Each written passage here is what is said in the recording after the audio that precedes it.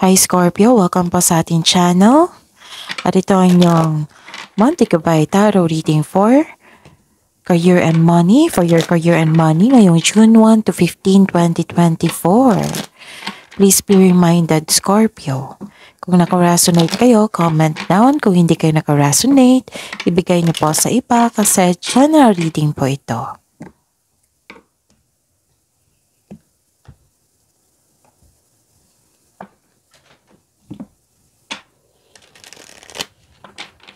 Gamitin ang reading na ito bilang gabay lamang. Please like, subscribe, and click bell button for notification para updated po kayo sa daily tarot reading natin. Maraming salamat po.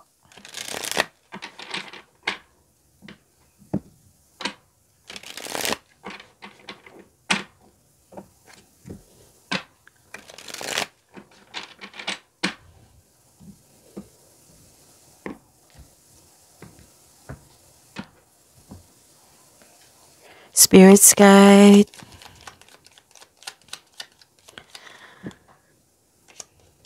Spirits Guides, mga ganap ngayong June 1 to 15, 2024 para kay Scorpio. Para sa career and money nila, I need 3 cards po.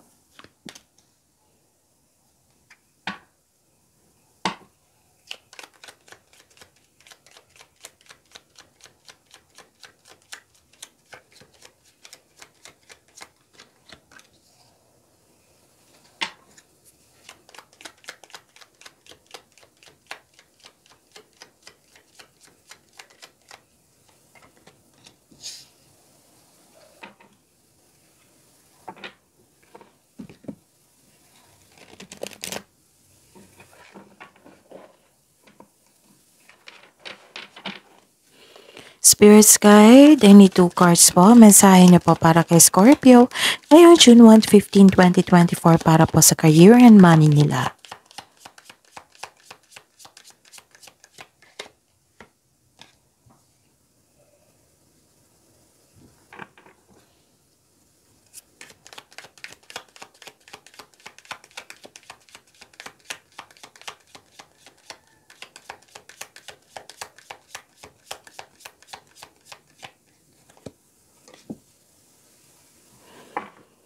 Okay, Scorpio.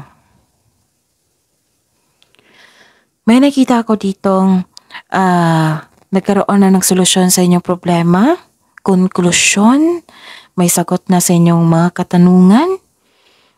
Kasi nakita ko dito na naghahanap ka ng clarity. Pwedeng naguguluhan din kayo. Pero may binigay na sa inyo ng kasagutan po. So, kung hindi nyo pa alam, time for reflection. Oo, schedule kayo for time for reflection. Kung gagawa kayo ng passcode ngayon, password, so isulat nyo sa mini notebook nyo para matandaan nyo po. Okay, baka makalimutan nyo po eh. At saka, may nakita ko ditong worried ka, stress ka, kasi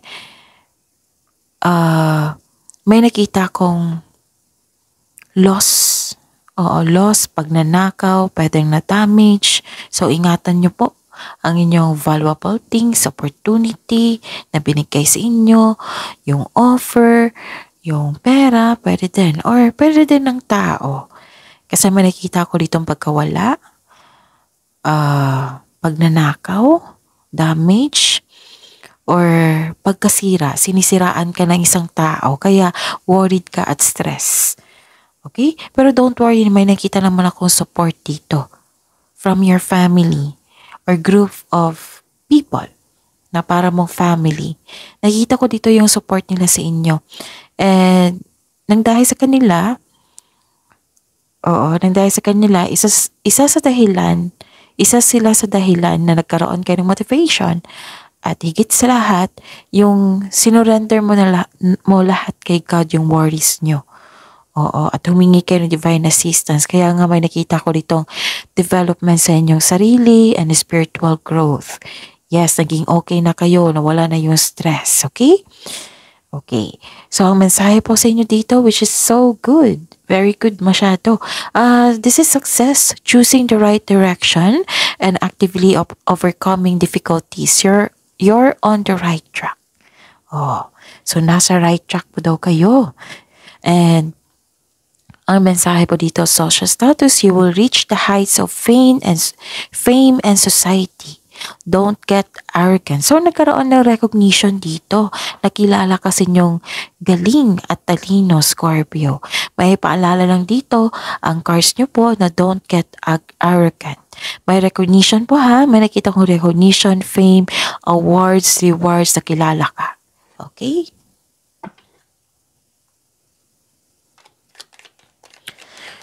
Spirits Guide, ano po ang energy ni Scorpio ngayong June 1 to 15, 2024 sa career and money nila?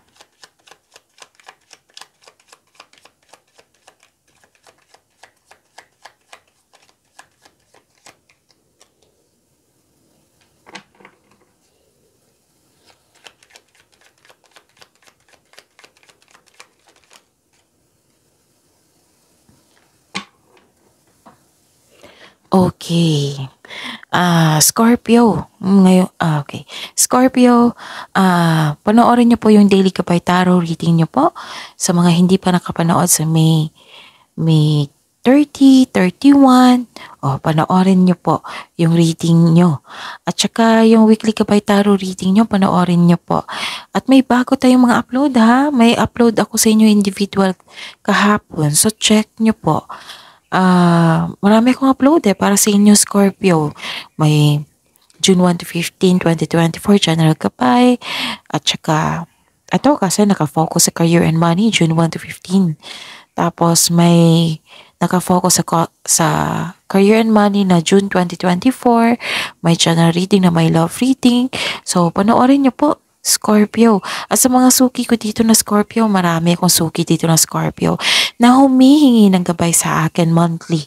So, nais ko ipaalam sa inyo na open pa rin po yung schedule natin for booking para sa inyong June 2024 monthly Gabay Tarot reading. So, PM niyo po ako for schedule. At sa mga bago dito na gusto magpa-personal reading, ito yung video nyo. Sa baba niyan may nakasulat siya na June 1 to 15 career and money ni Scorpio.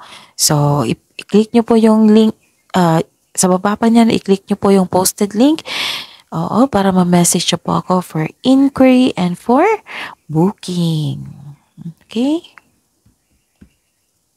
Okay. So, ngayong June 1 to 15, 2024 para sa inyong career and money. May nakakaranas kayo dito ng difficulties in moving on. Na may nagsabi sa akin ngayon parang trinidor ka ng isang tao na hindi mo makalimutan Iniisip mo pa rin. So, comment down kung nakaresonate kayo. You have difficulties in moving on. Ayaw niyong lumabas sa inyong comfort zone. Nakikita ko dito. May delay sa plano, may delay sa travel, lipat bahay, pwede. So, kung may delay, habaan niyo po ang inyong pasensya, okay? Tapos may bumabalik from the past po. Pwedeng iniisip niyo ito or literal talaga na may bumalik galing past. So, some of you nahihirapan sa pag-move on sa nakaraan. So, let go muna yung past. Okay? Kasi kung ma-overcome nyo ito, yung magkakaroon ng willingness to embark on a healing journey, then go ahead. Okay? Kailangan yung mag-move on. Kung kailangan na mag-walk away kayo sa toxic place, toxic relationship, pag-isipan niyo po ng mabuti, magkaroon ng time for reflection, then go ahead. Pag-isipan niyo ng mabuti. Okay? Kasi may nakita ko dito, may narinig din akong pag-traitor na hindi niyo makalimutan. Okay? So, kailangan niyo ma-overcome yan. Nakita ko talaga dito na may biyahe, may pag-aaway or okay.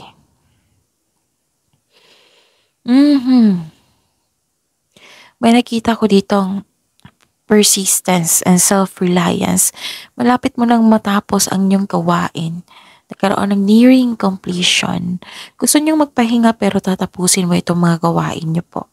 Nakakaranas ka ng struggle sa trabaho, pwedeng sa negosyo. So, ang sabi po ng card dito, this is only temporary, Scorpio. Huwag kayong sumuko, Scorpio. Oo. Tapos move on na po daw kayo. Oras na para gawin ang huling hakbang patungo sa pagtatapos ng inyong proyekto, sa inyong matagalang pagsusumikap. Okay? May posibleng away, di ba? May sabi ako kanina, may away din dito. So, dalawang card na po nagsabi dito na, tatlong card na pala nagsabi kasi nahihirapan kayo sa pag-move on. Nakita ko dito na, posibleng may atake sa inyo bagamat ikaw ay handa. Kasi alam mo na hindi siya totoo sa inyo. May hamong parating po. Pero dito, nakita ko dito na handa ka. Handa ka. So dalawang card na po nagsabi na may delay. So, ihanda. Ihanda ang inyong sarili. Nakaramdam ka ng pagod. Gusto mong sumuko. Pero malapit ka na ha, huwag kayong sumuko. Move forward, tapusin mo ang mga nag-aantay na gawain, okay? So, ayun. Kailangan habaan ng pasensya. Spirit guide, para po kay Scorpio sa career and money nila. Blessings po na ma-receive. Possible blessings na ma-receive ni Scorpio ngayong June 1 to 15, 2024.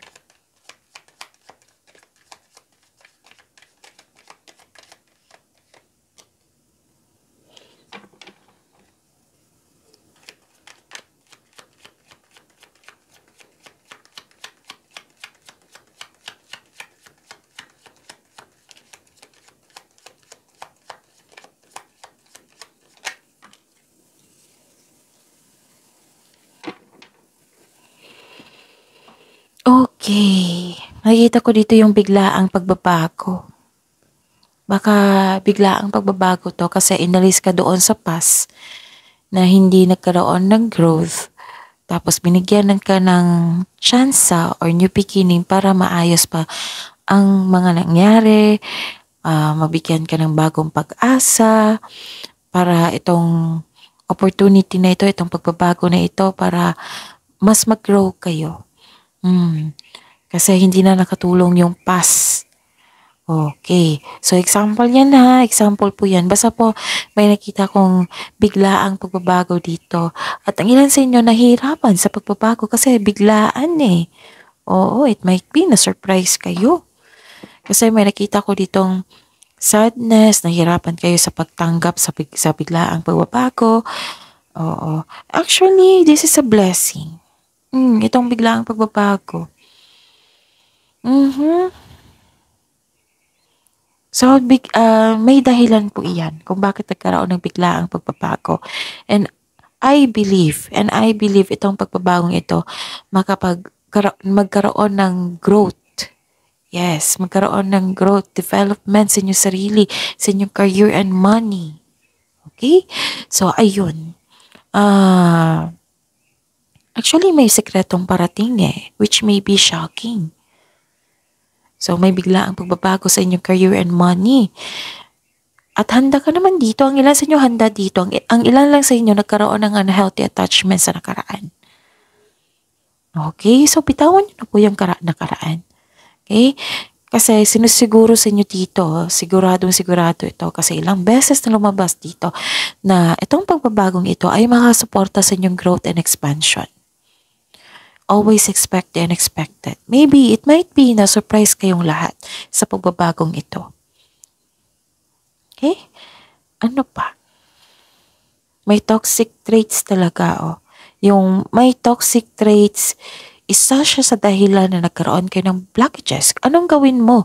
Anong dapat mong gawin para makalabas ka dyan sa blockages, mawala yung blockages na yan? Diba? Kasi sabi ko sa inyo everyday na kung merong blockages, meaning to say, hindi makapasok yung blessings na para sa inyo kasi hindi maganda ang inyong energy. So, dapat pakawalan nyo yan. Huwag nyo i-accept yung mga toxic traits ng mga tao. Huwag nyo i-accept yan. Okay? Kasi kung i-accept mo yan, mahirapan ka. kailangan mo pang i-process yan. So, kung may salbahe sa inyo, intindihin nyo na lang at huwag nyo i-accept. Put boundaries. Okay? Kung hindi naman totoo yung sinasabi niya, yung paratang niya sa inyo, then huwag nyo i-absorb. Huwag nyo intindihin kasi may problema yung taong yun. Hindi, walang problema sa inyo, Scorpio.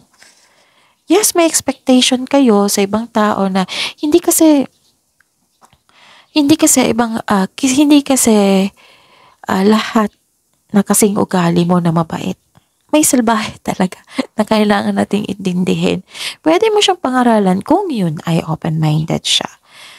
Oo, let him, let her na magkaroon ng consummation sa iyo. Oo, walang problema sa inyo. Actually, Scorpio. So, yun na, kung may unhealthy attachment kayo sa kanya, kailangan nyo mag-move on yan. Kasi itong taong ito ay isang manuloko, self-centered na tao, parang humingi siya ng time. Or nanghingi siya ng, parang ng trip itong taong to or ugali niya talaga. So, ayun na, iwasan nyo itong toxic na tao na ito kasi patikas ang ulo nito ayaw makinig. Tapos, ayun. So, wag niyong hayaan na makuha mo ang energy niya.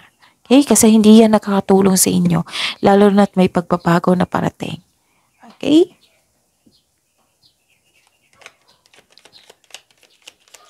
Spirits Guide. Para po kay Scorpio ngayong June 1 to 15, 2024 sa career and money nila. Challenges na ma-overcome po nila. Nag-move forward kayo. Which is very good. Nasaktan kayo, yes. Nasaktan kayo. Maaring may nawalan kayo. So, ingatan yung pera nyo, ha? Kasi may nakita ko ditong, may iniisip kayo regarding sa money. Pero nakita ko naman dito, nag-move forward kayo. May willingness na sa pag-move forward. Iba to si Scorpio kasi kung may pakiramdam yan, may naalala sa past niyan, tahimik yan. Pero patuloy pa rin yung trabaho. Yan yung gusto ko sa inyo kasi masipag kayo. Patuloy pa rin. Pero tahimik, sobrang tahimik nyo. Tapos, nakita ko dito, gusto nyo mapag-isa para ma-re-energize kayo, makapag-isip ng mabuti kung ano lang dapat gawin. Oo. May nakita din ako ditong willingness, naka-receive kayo ng wisdom message, which is nakikita ko naman dito, wisdom message, may support sa sa family. Oo. Woo! So, ayun. Nakikita ko dito, which is emotions to May unhealthy attachment kayo sa isang tao, sa mga nangyari. Pwedeng sa isang bagay. Nakikita ko dito na this is a clarification of your card. No? Some of you malungkot kasi may biglaang pagbabago, may naalala. Maaring ilan sa inyo na may nagkaroon ng end of contract or nalampasan yung opportunity na makapagbago sana sa inyong buhay. Pwede din nawalan ng trabaho or nalampasan ng opportunity. Yes, na iniisip nyo ngayon kayo nalungkot kayo. May darating naman na opportunity po. Don't worry kasi may pagbabago Tapos sabi po ng card dito sa inyo na itong pagbabagong ito ay kailangan ng pag-iingat. Pag-iingat. Like for example, pag-iingat sa pagkasta, alagaan ang trabaho. May paalala dito And think positive na makabangon kayo ulit. And have faith na divine can lift you out of any period of loss. So, magtiwala sa kung anong darating kasi may pagbabago dito. Magtiwala sa binigay na pagkakataon. Kahit uncomfortable kayo sa new beginning, magkakaroon naman dito ng adaptation. Kasi matalino kayo masipag. So, ayun. So, ano pa? Yun, nagkaroon ng solitude, you're seeking for the truth. Which is, nakikita ko naman dito na nasa inyo niyo po yung sagot. Oo, sa mga katanungan niyo po. Kasi nakikita ko dito, you're seeking for the truth. Nagpahinga kayo, nagmuni-muni. And, ayun, you have divine inspiration. Si Scorpio, no, madasalin. Which is very good. Kaya hindi na ako magtaka na you're always, na makita ko sa inyong cards dito na you're divinely guided. Okay? So that is your reading. Scorpio, huwag niyo kalimutan na panoorin yung ibang video niyo. Please like, subscribe, and click the button for notification para updated po kayo sa daily tarot reading natin. Maraming salamat po.